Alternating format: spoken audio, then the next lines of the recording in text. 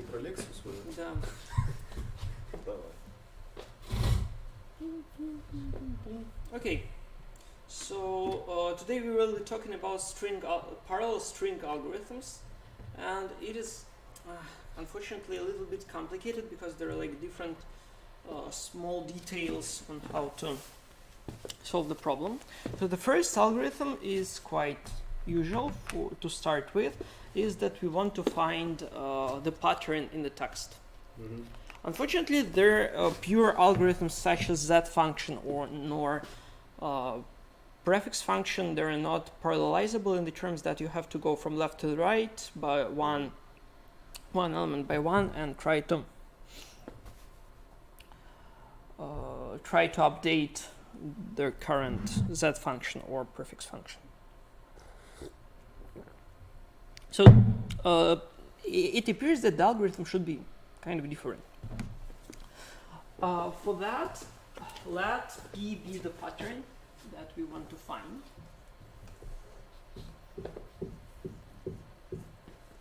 Pattern P. And there will be two cases. Either this pattern is periodic or not. Specifically for that, we create a witness array. Which size is P divided by 2 if it is non-periodic, and alpha is periodic. So, I mean, the alpha is the period itself.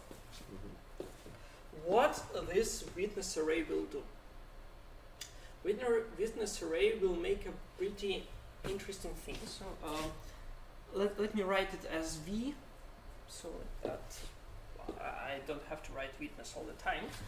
So V of I is an interesting position such that if we take our pattern P and we shift it by I, so this is the pattern P, we know an element K such that I plus K minus 1, such that P of K not equal to P I plus K minus 1.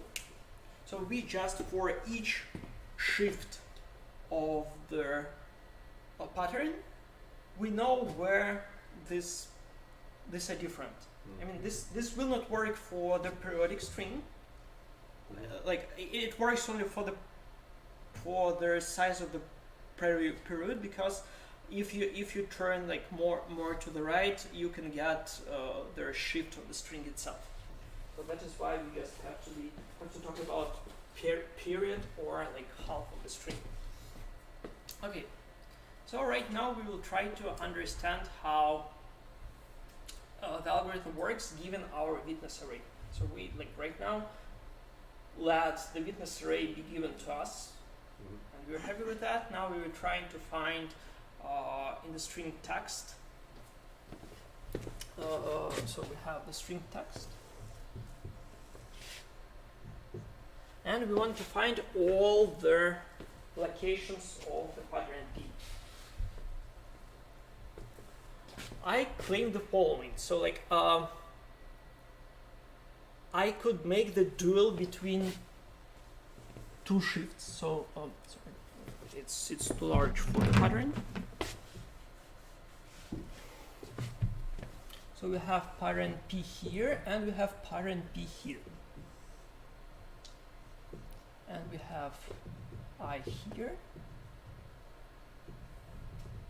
We have J here.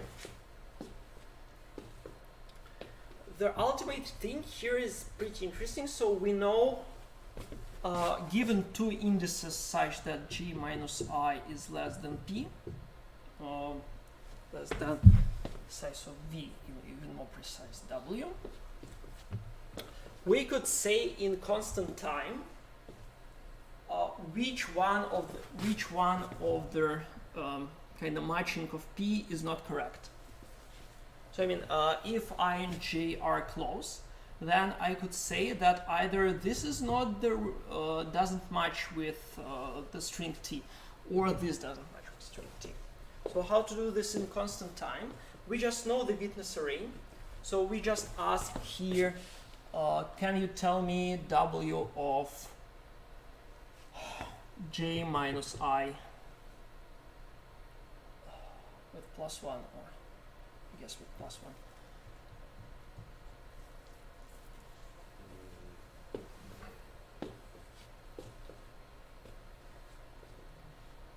So No, without the not this one. Okay. So I want. No, I like this. These are two strings of p for which we know the witness array, Yeah. right? So we want to get the witness array for this position, and for this position is here 1 j minus I j minus I +1. Why don't we start indexing from 0? I mean, we could do from 0. Okay. Let's start from 0. So then it will be j minus I, right? Mm-hmm. It should be. Should be j minus I. So we have to ask the witness array of j minus I. So this is exactly the shift on which we're talking about here. This gives us some element k, so that here it is k and here it is K plus J minus k plus j minus I. I think. minus I and And that's like, I mean, this doesn't really matter for me exactly right now. okay. Let's see on this column. Mhm. So we have the kith element in the first pattern, then it should be something like k plus j minus I here. And okay, so we know that these two cells are not equal. Mhm. These two cells are not equal. So only one of them will be equal to this one. So we can throw away I or j from the answer depending on which one is not equal there. Now we assume that one of these patterns fits. No, we don't know exactly whether the pattern fits, but out of these two patterns, we could say which one surely not. Okay. So out of these two patterns, only one will, Awesome. at most one can be equal to this position. Mm-hmm. So I mean, either we have 0 of them or we have one. We don't really care. So exactly, not more than one. So we can do this in constant time. Okay. So we can make the dual, like it is named dual ij, and it tells us which one is good. Okay. Returning I or J, yeah? Return I or j. Okay. Or I don't know, or empty set. Like, but like let's say that we return one of them. Mhm. So how do you think their algorithm will work for string? So suppose right now that our pattern is non-periodic Mhm. and we are given text. So what we can do? So we are given the text. And we want to understand where their possible positions are. Any ideas how to do that? Probably we can run before for every. So we have the it is p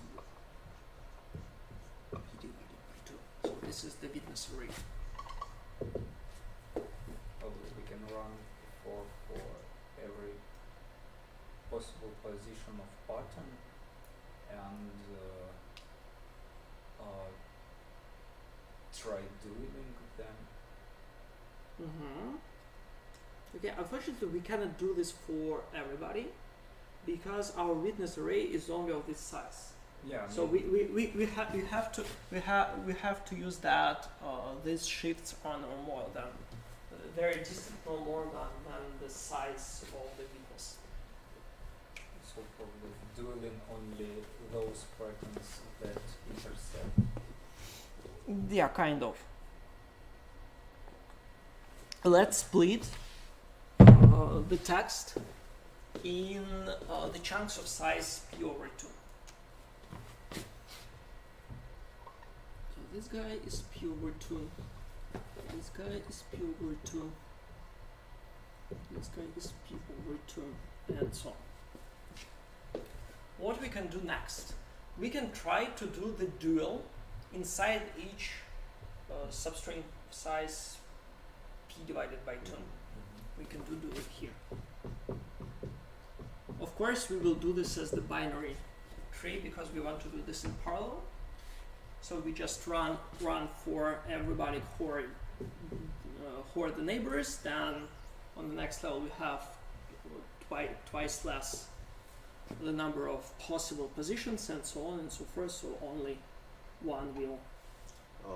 And for each layer, we are dueling the result of previous layers. Of the previous layers dueling, yeah. So like here we're 1, 2, 3, 4. I don't know. Like on the next it would be 2, 3, and then you just duel them.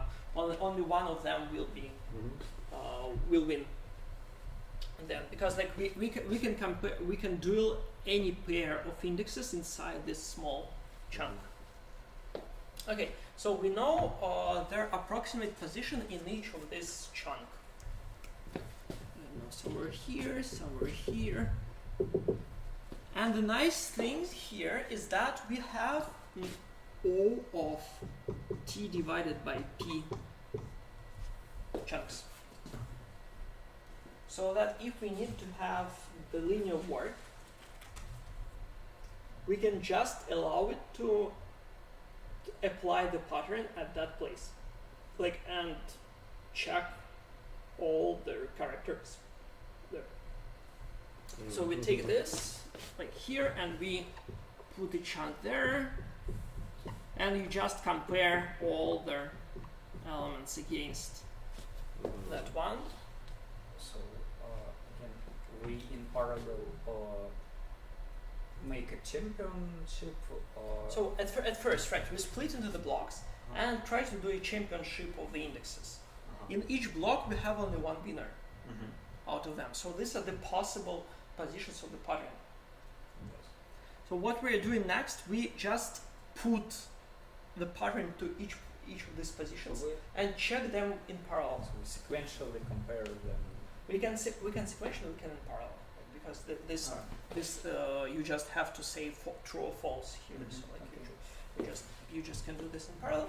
Luckily, with the running time, we will have, this is the number of blocks times their time spent on checking their characters, which is p.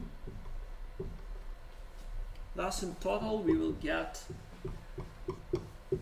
of t. So we got the linear running time. The only problem is that it really works only for non-periodic strings. Okay, so now we have to understand how to do this for periodic. And another question is how to calculate witness. Yeah, we will talk about that. We right now we think that witness even is more how to check if our pattern is periodic or not. This will be done by their guy that builds witness. Okay.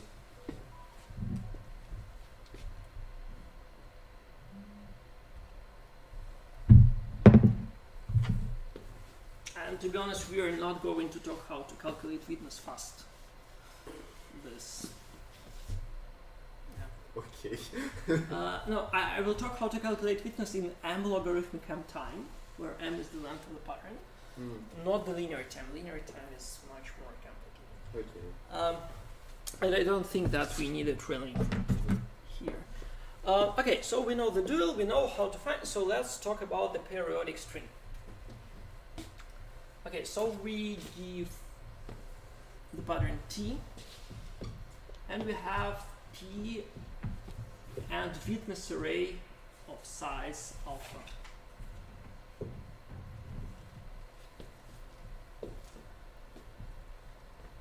So what do you think we should do?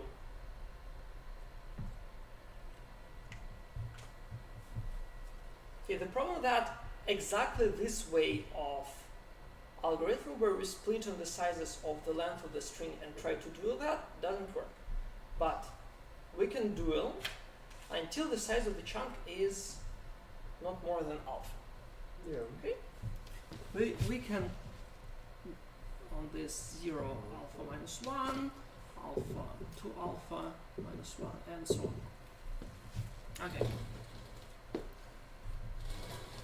The problem with this approach is that it will not work here, because if you find each target position here and try to apply the whole pattern there, it will work slowly, because like we'll have t divided by alpha and multiply by the size of p, which is bigger than, I don't know, like it could be alpha, k times alpha, that we don't know exactly what is k. But it will, due to this constant, it can be very much. So it is like k times the size of the text, which is too much. I don't know. Like if the pattern itself is huge. But we know that the pattern has. It looks like that. So it is the string u that is repeated at least 2 times. And some prefix of u at the end.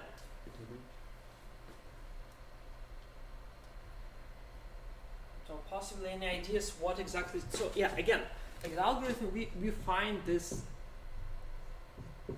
target position in each block, but we should compare on. We can allow us to compare only with the short string, which is kind of like the constant. Constant times alpha.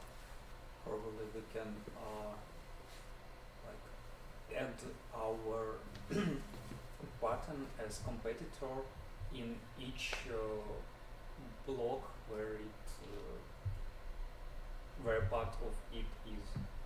So this u in power of k part is placed in several blocks. So probably we can add this p as a competitor in each block, and then if all the blocks, if p is winner in all the blocks, then we can. Yeah, but you can't compare with p for all their target positions, because otherwise their complexity will be bad. So you can check the pattern itself. You can check some part of the pattern. If p is winner in each block, its u in power of k part is winner in each block, then all we have to do is check its v part.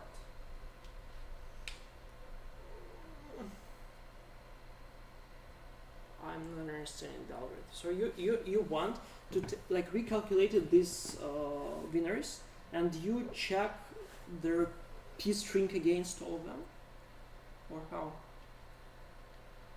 No, where you try to apply p? So we try to do not p, but it's a repeated part. And then if these parts, like if p can be constructed of these parts, then all we are left is to check v part. Okay, that's kind of reasonable. It is not close enough, but like that's a good thing that we can check for each target positions, not with the whole string p, but like as Alexander told, he want to match it against u. I will match it against a little bit longer string. I will match it against this string. So two U's and V.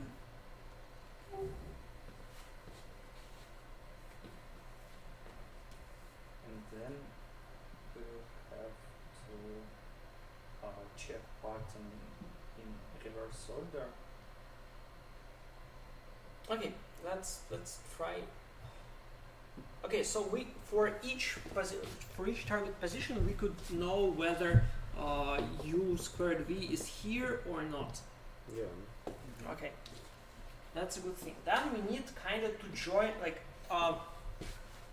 what does it mean that their UKV starts here? What does it mean? It means that in our construct,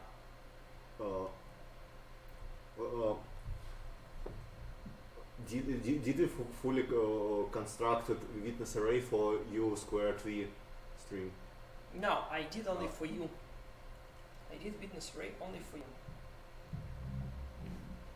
U has size alpha, Yeah. so I did only for other parts. Like Uh, I can check whether it is U squared V because its size is less than 3 alpha. Mm-hmm. Thus, I can try to match each position like sequentially, like not sequentially, but like in parallel. I will try to get this part of the string against the winner positions. Mm-hmm. So what does it mean that? So we can say for each position either it is true or false. Mm-hmm. So what does it mean if at this position we have UKV?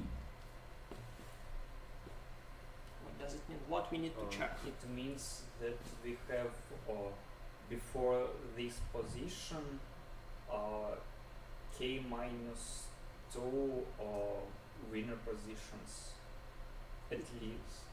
The plus.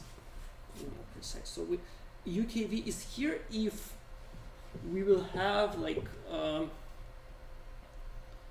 k minus 2 pluses, which lies at position I plus alpha, I plus 2 alpha, and etc. Mm-hmm. Okay. Then we need to understand how we could check it.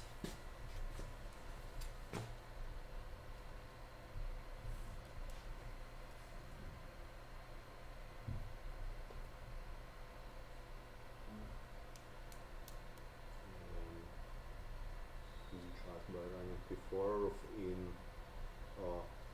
For which position? You cannot do P4 for each position, right? Because if you start to try check all the k's, all the k minus 2, your complexity will be k minus 2 times the length of the string, yeah. right? So you have to do this a little bit more in a little bit more complicated manner.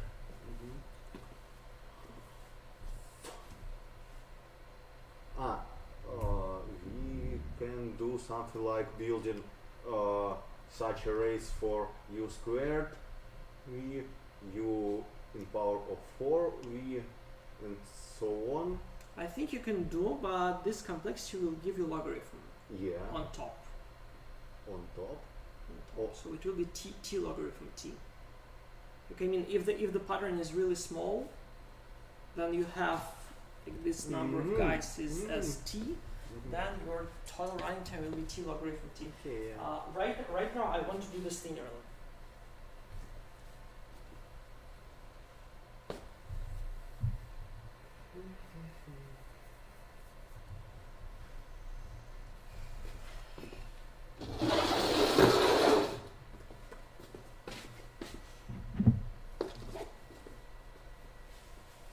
I mean, that's quite, to be honest, that's quite a simple task that you should come up with. Can't we do something like filter? Okay, what? Oh, okay, that's the good start.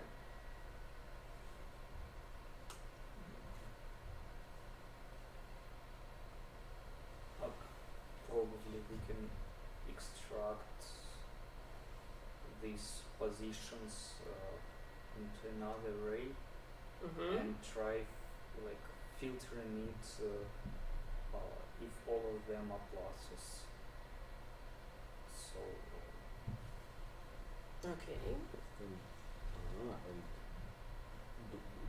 doing something like 2 pointers So to yeah, I agree with you. We can to have an array of these positions, okay?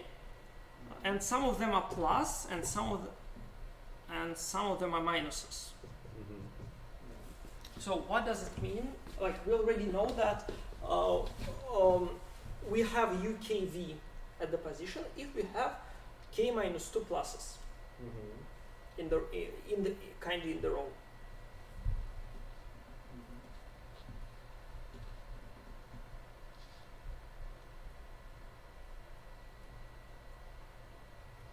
No, let's do prefix sums on pluses Yeah, and kind of you have to throw minuses away together with this.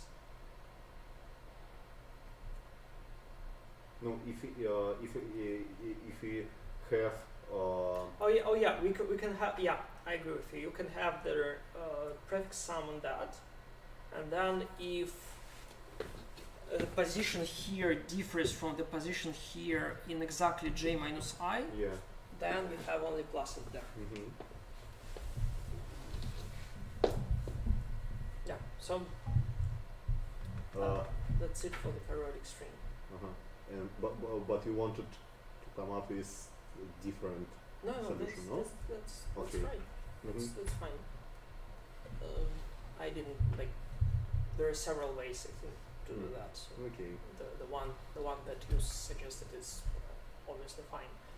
So we just have to run the scan, and if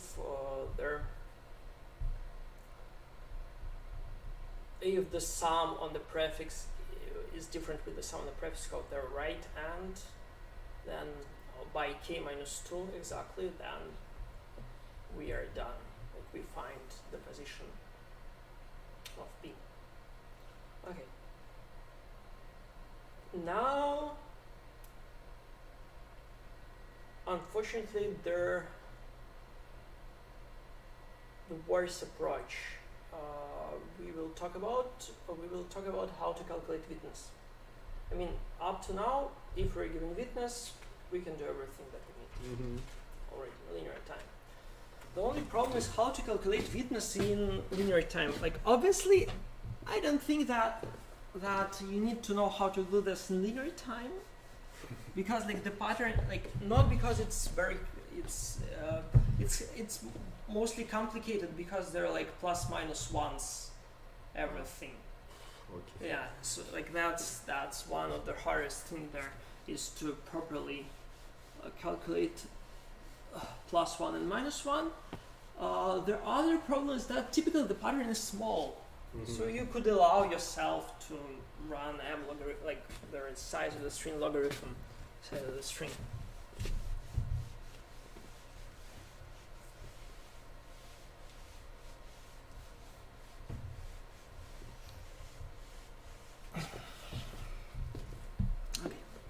So how the algorithm will work? So we will start from the pattern here.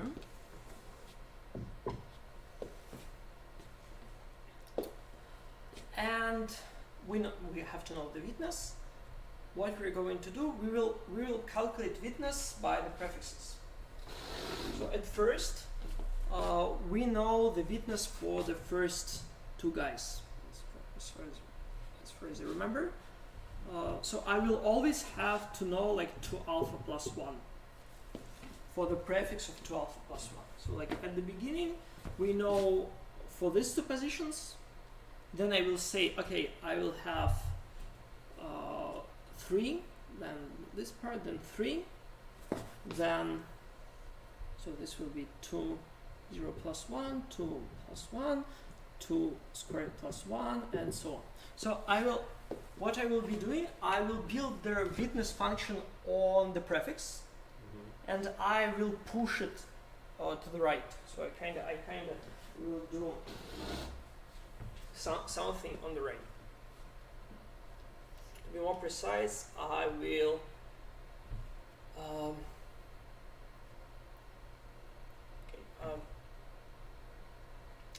I will split the block, like the whole. So suppose right now that we know for the prefix of 2 alpha plus 1, and sorry, here, and we know all other parts of the string of length 2 alpha.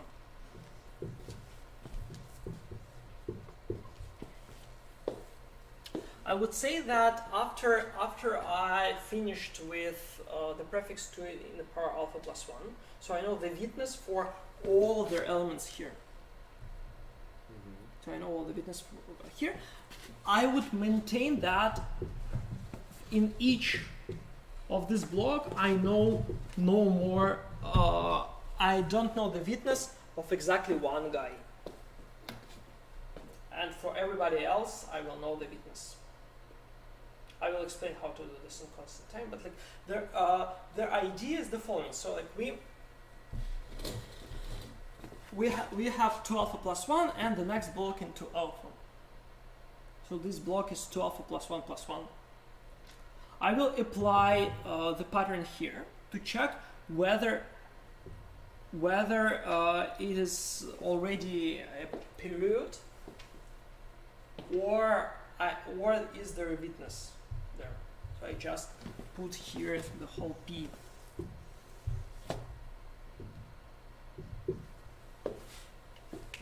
I could find the witness here for this position.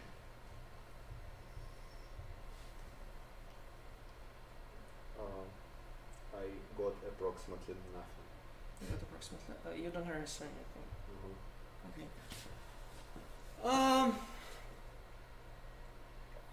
From the moment you just started explaining an array P. Okay. So yeah, let me try to put it in a better way. So after, like I will do this by iterations. Okay. All algorithm will work by iterations. Mm-hmm. And what I will be doing here, I will take. I know. I think it's bad because it's alpha here. I think that confuses everybody. It shouldn't be alpha. It should be I. This is not that alpha. It is not the period. This alpha was not the period. It's just so on the Okay, on the ith iteration. Mm-hmm. I will have the following. I will know the witness array for this prefix. Uh-huh. So I will build the witness array from left to the right. So I Okay. know for this guy the witness, Mm-hmm. these guys, and then I have the blocks of size 2 in the power of I, Mm-hmm. in which only one witness is not known. Why? I will explain right now. How right now you should understand only that in each of this block only one witness is not known. Mm-hmm. Okay. Then what we're doing on the next step. We move the border to 2 in the power alpha plus 1 plus 1. So we take this block to our prefix. And we know all the witnesses here except for this one. Because of plus 1. No. No, because we take after the ith iteration we had the prefix Yeah. and the blocks of 2 in the power of I, in which only one witness is not like only one position for the witness is not known. Okay. Everybody else will be known. Okay. Then we take this block. Okay, so then we take this pattern here, and we get the witness for this position. So we can understand, we can know the answer here. So we just iterate through the pattern and compare it to. Yeah. So I checked, I put the pattern into this position, and I found that these two characters are not equal, Mm-hmm. and I write here, I don't know, like 3. Like my witness array is 3 here. Mhm. Okay, so by that I did calculate their prefix for the next iteration. Oh, sorry. For the next iteration. So like I wanted to do that. The prefix of 2 in the power I plus 1 is always known. Then I will do a little bit of magic that we will talk right now. I will take each pair of these blocks. So I need to join these blocks together, because by our algorithm I have to consider only 2 in the power of I plus 1 blocks for the future. I can make a duel here between these two guys where only one will succeed.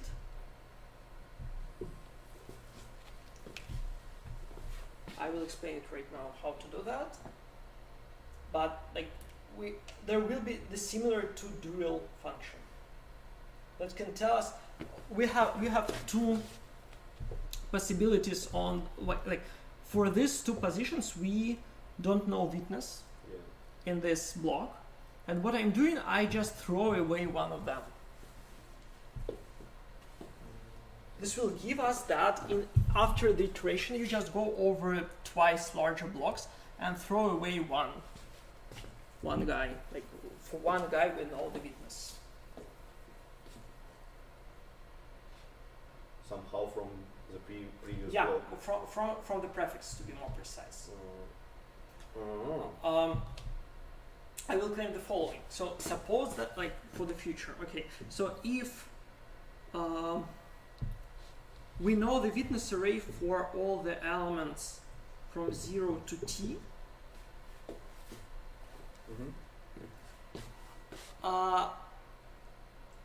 for each I and j which are less than t, which are not distant from the t,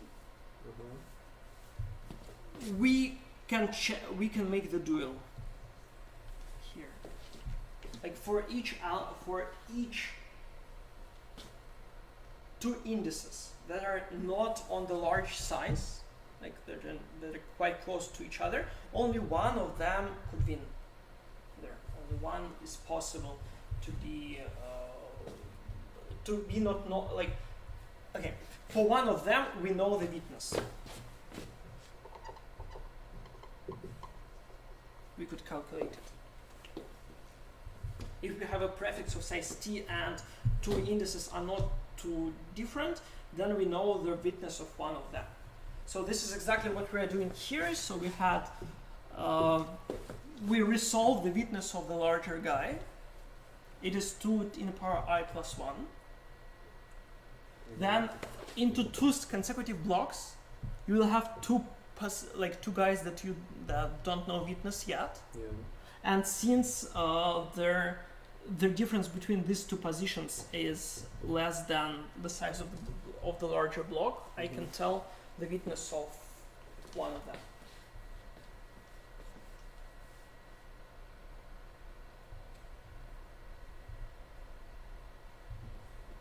So what I'm doing, I always have the blocks of size 2 in the power of I.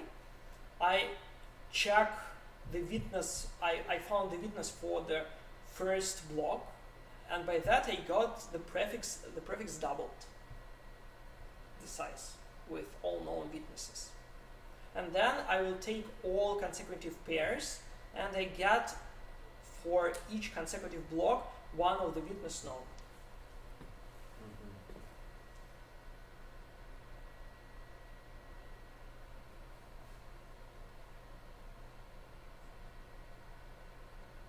What if the last block is less than required size? We just say we just can add I don't know, like hashtags or dollar signs at the end of the string, so it will be always two, like kind of of the length 2 in the power something. It will not affect the complexity. Okay. Is it understandable? The idea of the algorithm. Idea, yes. Yeah, now I should explain how to do that. Okay. Yeah, so now I will explain how to do that, and I hope. Is it clear that if this dual can be done in constant time, their complexity is m logarithm n? So we have like logarithm iterations. Yeah, we have And Uh-huh. for each we iterate through the pattern to Yeah. calculate the weakness. So it is m logarithm n. Okay. Now it becomes a little bit more complicated everything. So we want to prove this. So if we know the prefix of size t, then two of guys, if the two of the guys are close to each other, then we know the weakness of at least one of them.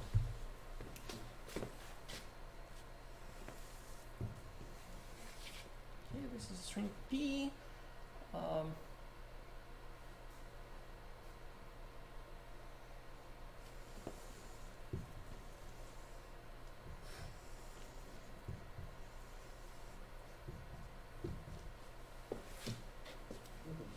So we put p several times here, and this is I, this is j. Let me write inside the blocks, so no, like that. I, j. So these are positions, and we know the element in which we know the weakness. So we have p guys here, and we know the weakness of p. Okay, we know their k here is such that k minus j plus I, which are not equal. I will take the picture with me, so I will not make a mistake in there. K plus j minus I, which would be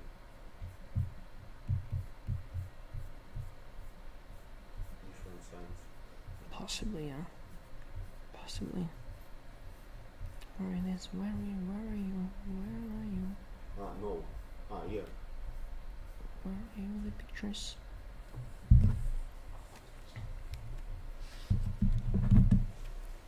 K plus j minus I. Mm-hmm. Plus j minus I. Okay. So we know these two guys. So this is 1, this is j minus I plus 1, and here is k plus j minus 1. K plus j minus 1, yeah. Mm-hmm. Mm-hmm. Okay. Like this is the simple case. So if the two cases here kinda on board with each other, like this is not to the right than the mainstream. Mm-hmm. This is the first case. The second case is that it will be when k is somewhere here. Uh-huh. So we're done here, luckily, because if we find this position, Mm-hmm. it will be the weakness either for this guy or for this guy. This guy. So it's either k plus j minus I or k. Yeah. Mm-hmm. Like one of they're not equal, so one of them are not equal to p. So like if at least one of them are not equal, and then we found the weakness Mhm. of either this or this. Okay, yeah. Understandable, Alex? Okay, sure. Ivan seems to be retired already, even from the beginning of the lecture. It's okay. He don't mind. Question. In Mhm. definition of weakness, we said that Yeah. Weakness of I is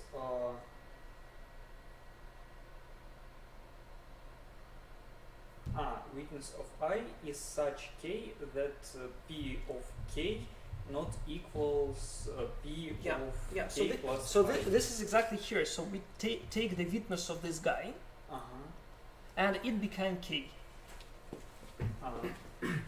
So since j minus I plus I minus j less than t, then we know the witness for this guy already. No questions. Okay, let's go to the second case. It's a little bit more complicated, unfortunately.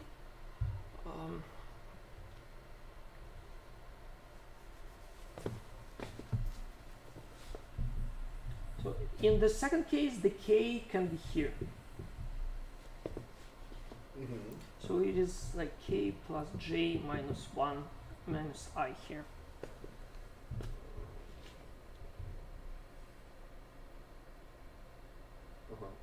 Now we will do an interesting thing. We could consider the k here. It will be k minus I plus 1 here.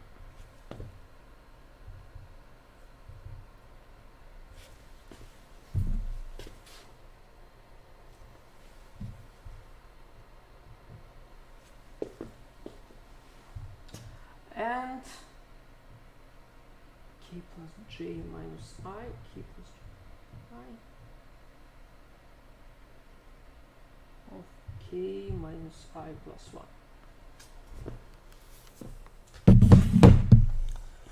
Okay, so we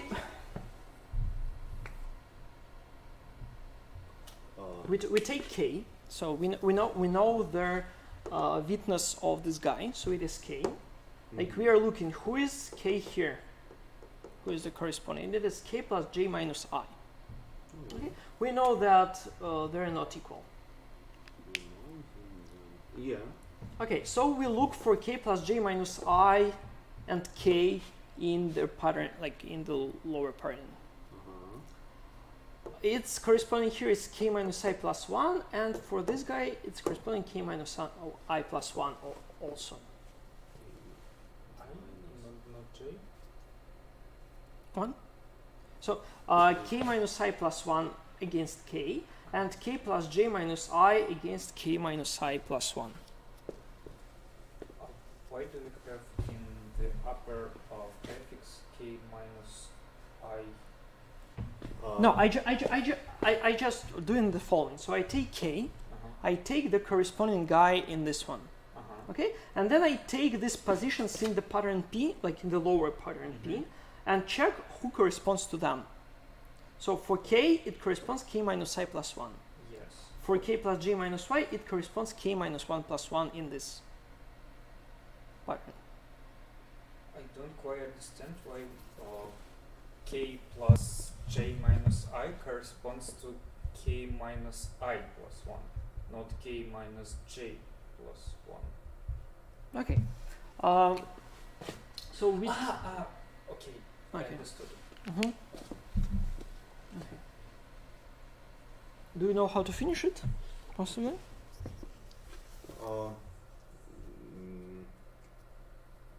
We know that k is not that pk is not equal to pk plus j minus I. It means that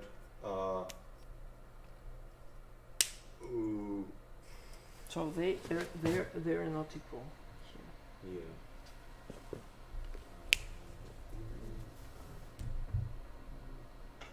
Okay, luckily it's helping for us that here and here we have the same indices. So here we have k minus I plus 1 and here k minus I plus 1. And these guys are not equal. Then either this guy is the witness or this guy is the witness.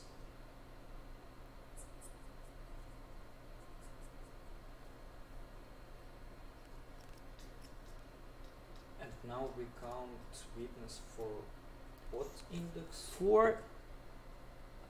For I or j. Okay. Yeah. I mean, these guys are not equal, so either this one doesn't equal to this one, then we know the witness for I, or if this one not equal to this one, we know the witness of j. It means that answer K minus K I minus plus I plus 1, yeah, the answer here.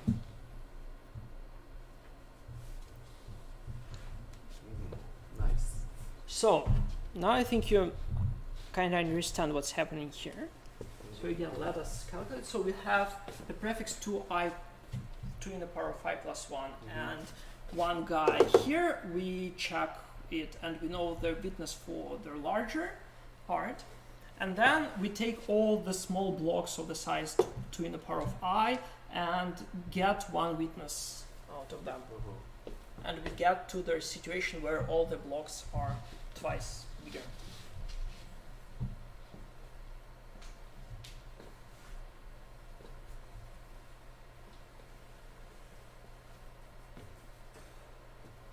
But I don't fully understand why you need plus ones in size of blocks. Why just not powers of? It is less than. So like that's Oh. that's exactly what's, because you can see here I minus j less than t, and this guy is j minus I plus 1. So it is. So yeah, it's. I mean this thing is pretty complicated in terms of plus and minus ones. I mean it should be done thoroughly. So I mean I could do like here like that, but like I'm not able to properly give an overview how to do this in linear time. So typically, for the linear time, the problem is the following. We know right now we know for the blocks of size 2 in the power of I. So we don't really care about the whole string here. So we don't have to compare it against the whole p. We could compare it against only the first 2 in the power of I guys. And then we will go we will take the sizes of further and further until this guy stops being 0. What I mean by 0, I mean if it is 0, if this guy is 0, then this means that this is their period. Like if there are not, like if you take the pattern here and no one and everything is equal here, then this will be their period of this. Okay. So and unfortunately this can be, if we consider each time not the whole pattern but some of its prefix, it can be 0 for longer time. I mean, the prefix can be periodic, but like the end of this string is not. So it will be periodic for the first part. So and what we're doing, we just start to grow this guy to like kind of we take this one. It is still the period. Then we take 2 in the power of I plus 1. Until we get, I don't know, 2 in the power of x, 2 in the power of, that would be not x, I have so many x's here, 2 in the power of I, for which we found the witness here. So what we're going next, we will start the dueling on all the blocks of size 2 in the power of I. So we started to do this by 2 in the power of I, and then we just increase it until we got the position where this is no longer is period but some value. We haven't touched all these small blocks here yet, so there is still 2 in the power of I. But we can do the same thing as previously. So it appears that we know for these two guys who are possibly there, who are possibly. How will everybody say about the bed? Bed's the winner. Masz jak це.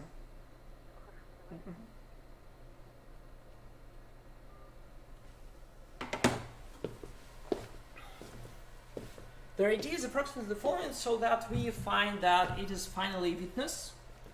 Then we can start make dueling between their boxes. Only at that position, and we could understand whether these ones are periods or not, and we can calculate the witness like using some magic. Using some magic for pairs of these guys, whether they know, like we can know the witness for these guys. Until so kind of we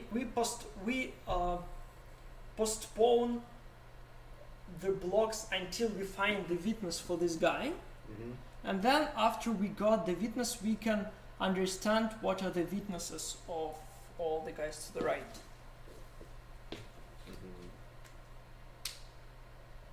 Kinda, I think even.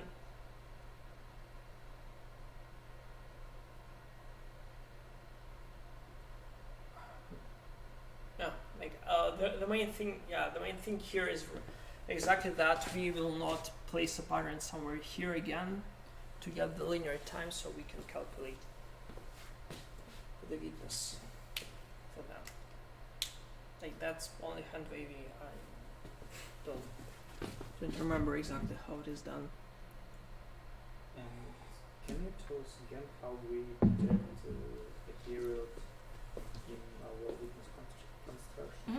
Okay, so the period is pretty simple in the terms of if, like let's come to the M logarithm M algorithm, we put a pattern here and find there, and if everybody is equal, then this guy is the period here.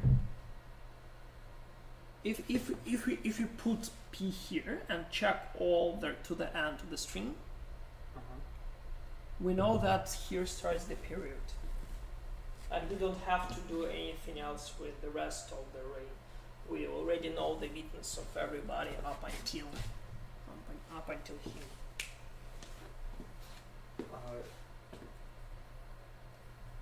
You mean till the end of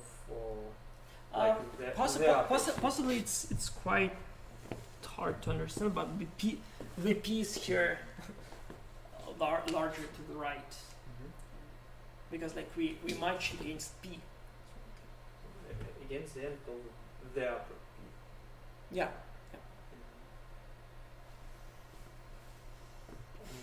So again, the only like we know the witness for everybody here except for this guy, and we can compare. It is possibly don't have witness at all. If it doesn't have witness, then it is the start of the period.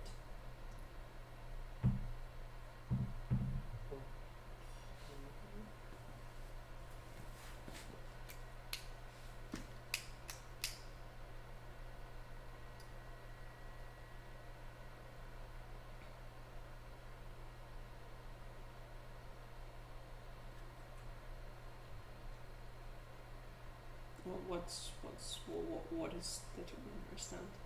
No, I'm just trying to think of situation when we have a very long prefix that is equal,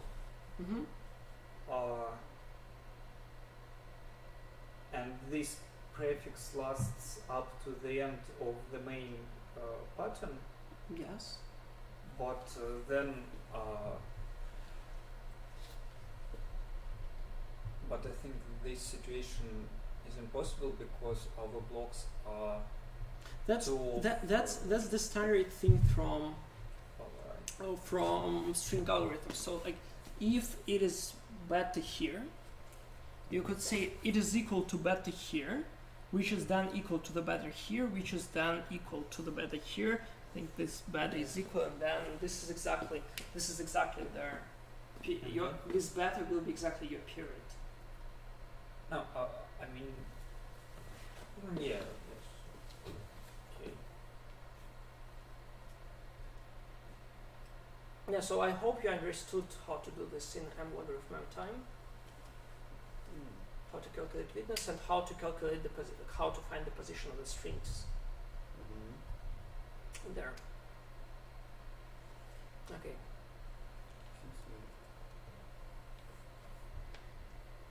Okay, let's continue then.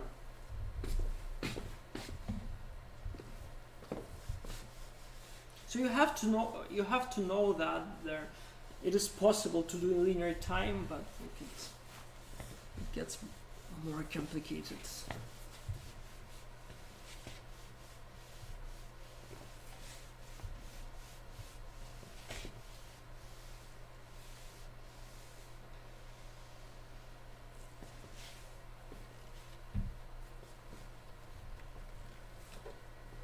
Okay.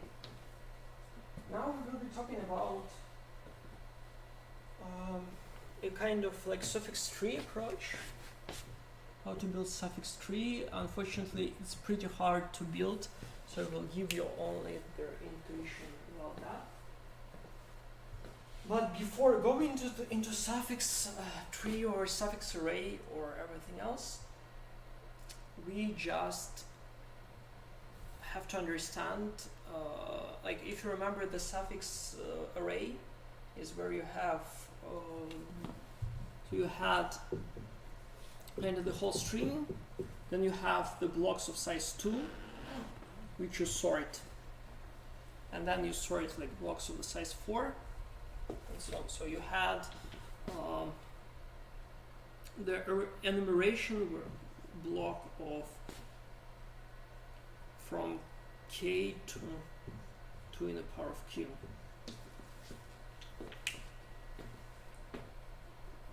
You don't remember anything about suffix array? Absolutely. Absolutely nothing. And you? I won't ask anyone because he's just he's just out of the context, I think, at all. I don't think my knowledge is much bigger than yours. Okay, let's then remember. Possibly nobody asked, like taught you a suffix array. I have no idea. Like that's possible. So let us remember how to do suffix array in n logarithm n. Like next time I will explain how to do this, how to build this in linear time. Like, but for now, let's try to do for logarithm n. So what we're doing here. Firstly, could you just write up a definition of Suffix array? Okay, sure. Suffix array,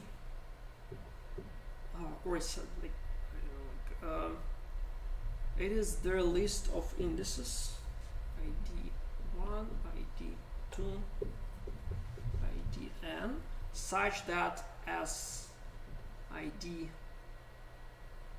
x to the n is lexicographically smaller than ID y and if x less than y. So suffix array is the thing. Are the sorted prefixes. suffixes? Suffixes. Okay. Suffix array is an array of sorted suffixes, Okay. like by identifiers. Thanks. Okay. So how the standard algorithm for suffix array works? So we start with their characters.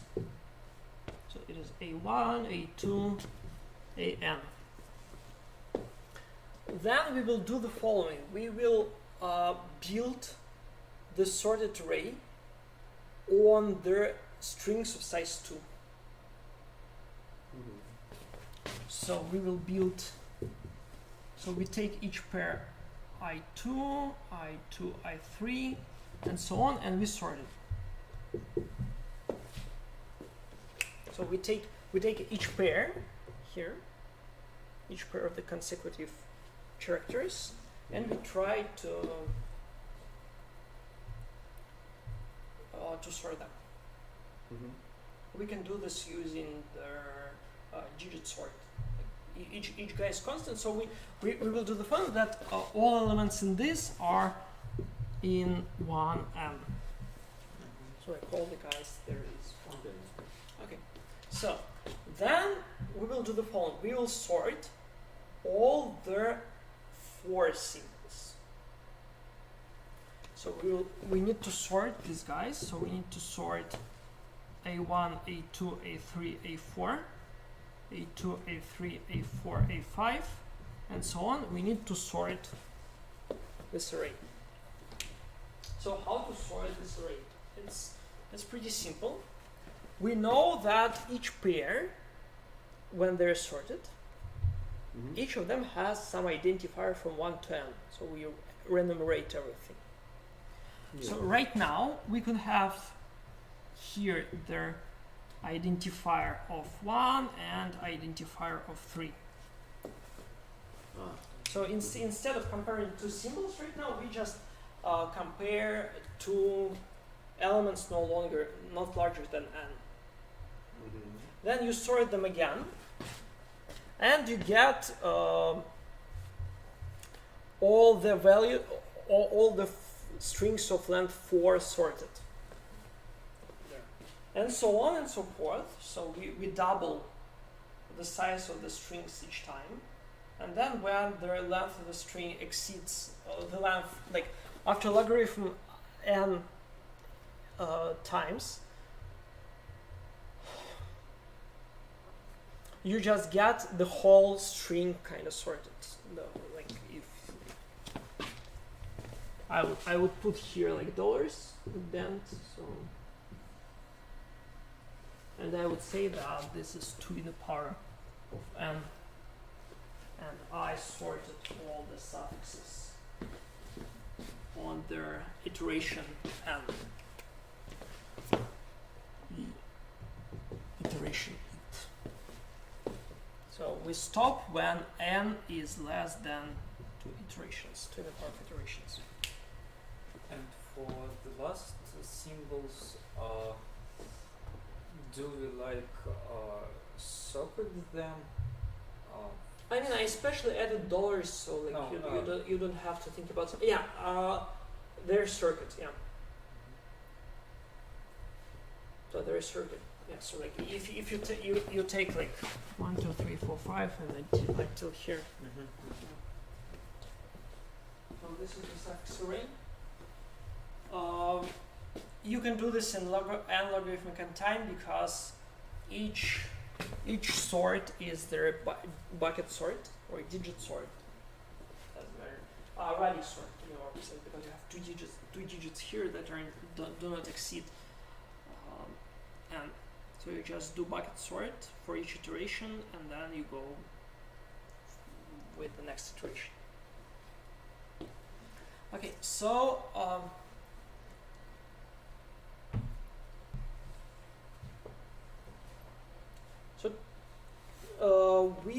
we want to do the following. We want to compare strings faster. We want to have an array B where it starts from k and has the length of 2 in the power q. I want them to have different identifiers. Like for each strings of size q, I want to have different identifiers or the same identifiers if their strings are equal. We took here ak plus 2 in the power of q minus 1. So I want to enumerate these substrings. This will be a little bit necessary for our suffix tree.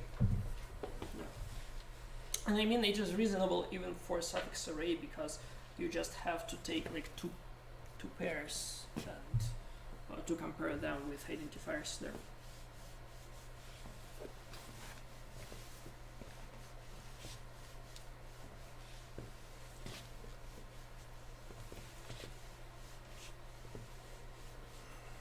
So unfortunately, this way a little bit ruins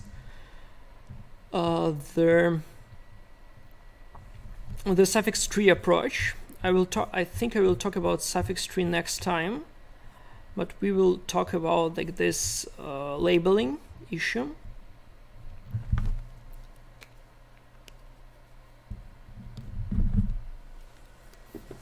So we like let it be not b, be id.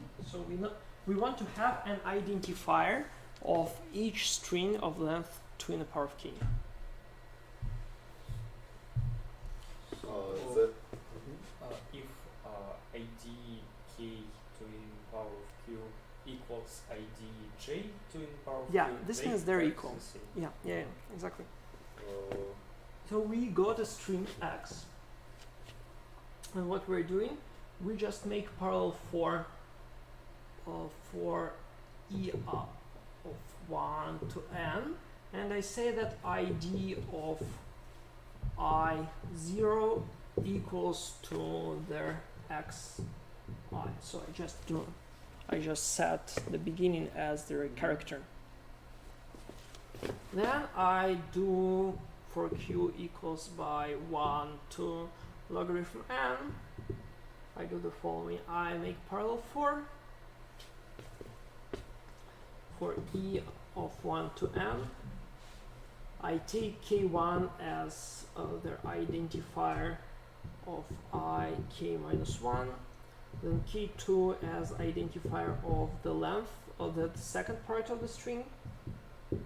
So this is I q minus 1, it is I to power q minus 1, and the corresponding second half of the string, we know the identifier also. We set bb k1, k2 equals to I, and then we say id of I q equals to bb k1, k2. Of course, this doesn't work right now because we should do this in 3 parallel fors. Parallel for here and parallel for here.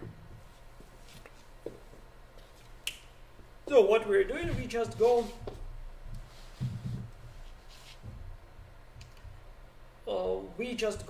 over all the strings of length 2 in the power of q. It is represented as 2 strings of less of shorter length, and then you join them together.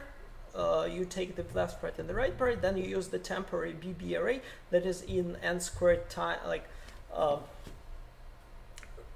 that can tell you in constant, like we try to write in the constant time their identifier, and then only one of them succeeds, so we can say the identifier of I and q are their bb of 2 of this array. The problem with this approach is that the size of this bb is squared. yeah. That's bad because like an algorithm for suffix tree or etc. should work faster. And also it's not deterministic. It's not deterministic, yeah. But we don't care right now. We just want to have identifiers in such a way that 2 strings are equal if their identifiers are equal. Why can't we use just polynomial hashing?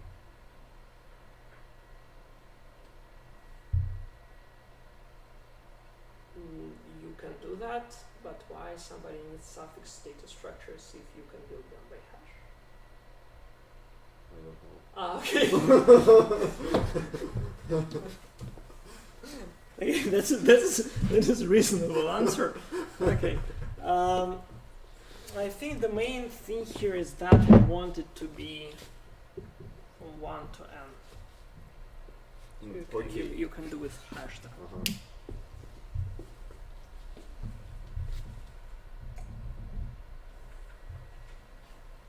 So you can see that with bb we have a memory of n squared. That's not very good. So I'm asking you for the homework is to do this identification. So like the same identifier. So we know the identifier of the previous iteration, and we want to come up with an identifier on this when the memory is O of n to the power 1 plus epsilon.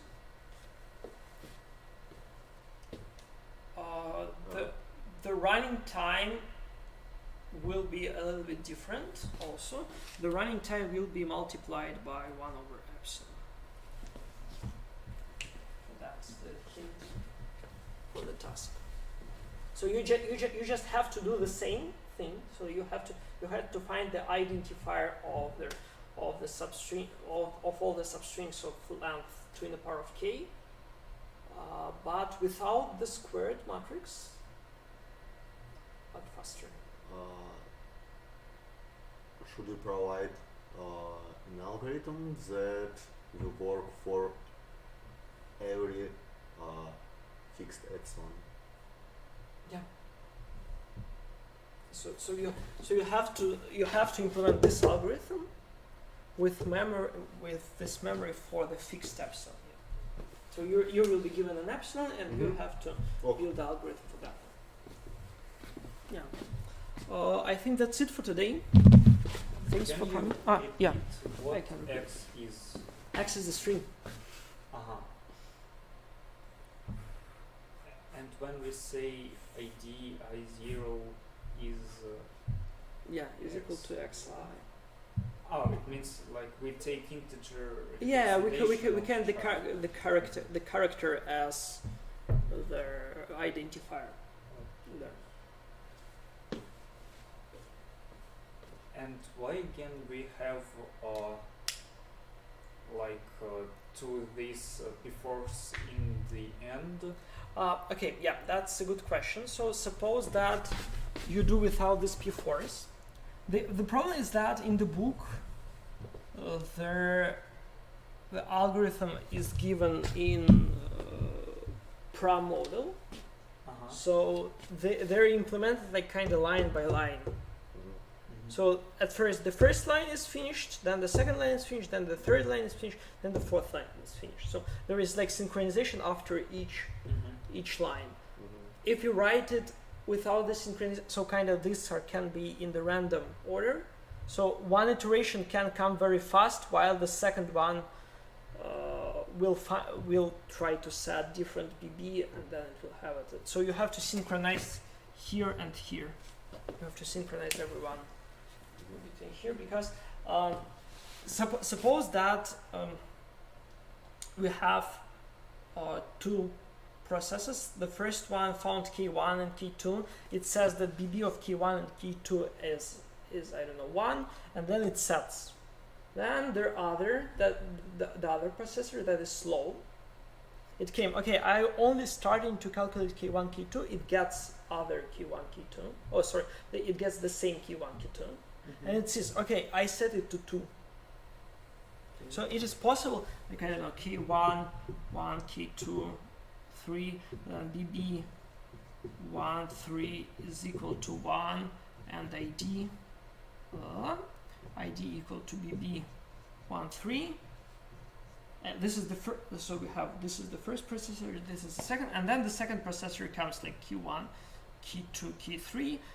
It will set B13 to I, or to 2, and then it says ID equal to 2, rather than 1 here. I think it's enough, by the way, without this. Without this synchronization, you need to have only their last synchronization. The problem is that the strings are equal, but their identifiers will not. That's the problem.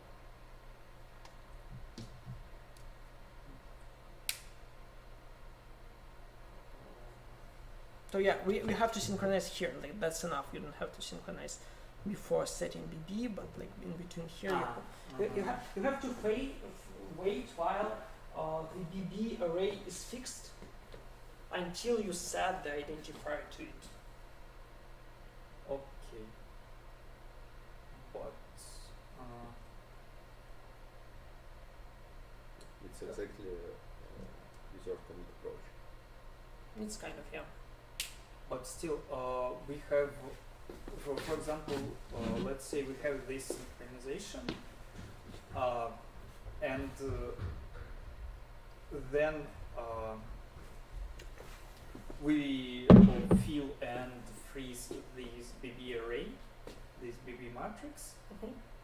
and after that, for example, firstly, thread 1 sets ID. Mhm.